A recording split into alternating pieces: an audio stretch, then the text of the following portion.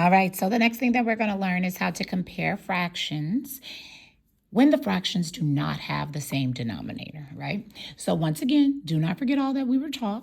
So our denominators are how many parts make up our whole. So when I look at these three fractions, I have 1 and 1/4, 1 and 7/16, and 1 and 3/8, okay? I am going to circle my denominator. So I see 4, 16, and 8. There's a problem. None of them have the same denominator. Whenever we compare fractions, we always need to make sure they have the same denominator, okay? So it's a little bit different from what we learned before, because now what we're going to do is we're not going to use any models. We're not using any number lines. So we must compare them by just using our math skills.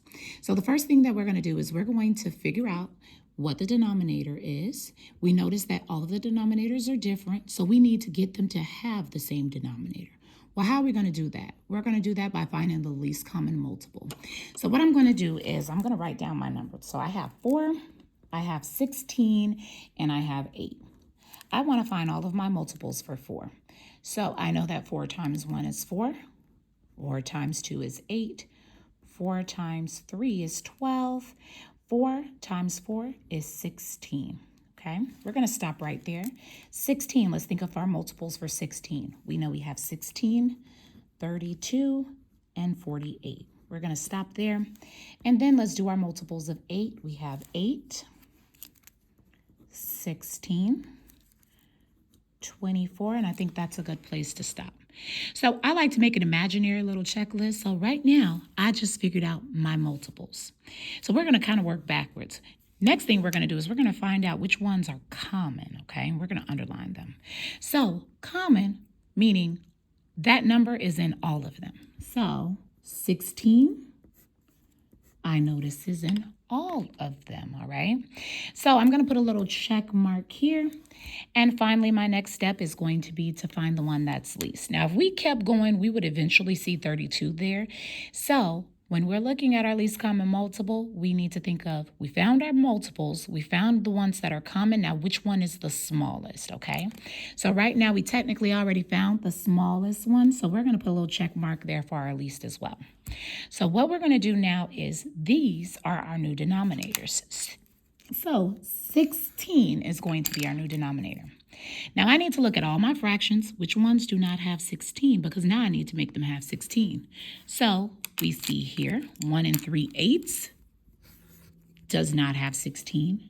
1 and 1/4 does not have 16 as the denominator.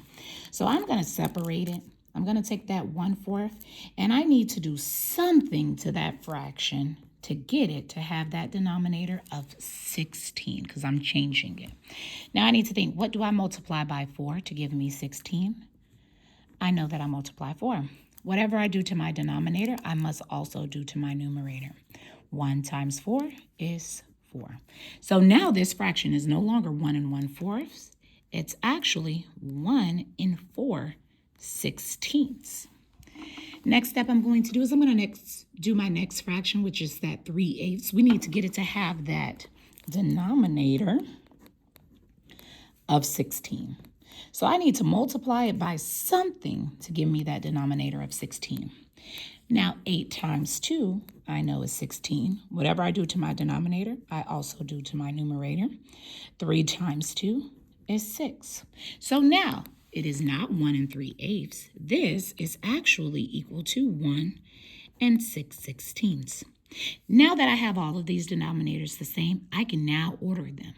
Now let's say we're going to order them from least to greatest. So which one of these is smaller? Now the first thing we're going to do is we're going to make sure we look at all those whole numbers. All of the whole numbers are the same, all right? So now that I've looked at all the whole numbers, I'm now going to look at, I've already changed my denominators to make them the same, so that's good. I'm going to now look at my numerators, okay? So I'm going to look at the ones that were new, that we just changed. So I have a 4, I have a 7, and then I have a 6. Well, I know 1 and 4/16 is smaller. I'm actually going to change this, though, to the original fraction. So I'm going to have 1 and 1/4 is less than. What's my next number that's smaller? Now to in order to keep me on track, I'm going to put an X next to them so I know that I've already used those numbers. Now I'm going in between 7/16 and 6/16. Well, I know 6/16 is going to be smaller because 6 is less than 7, but I'm going to use that original fraction. So 1 1/4 is less than 1 3/8. Okay, I'm going to cross it out to keep myself on track. And the last one is 1 7/16.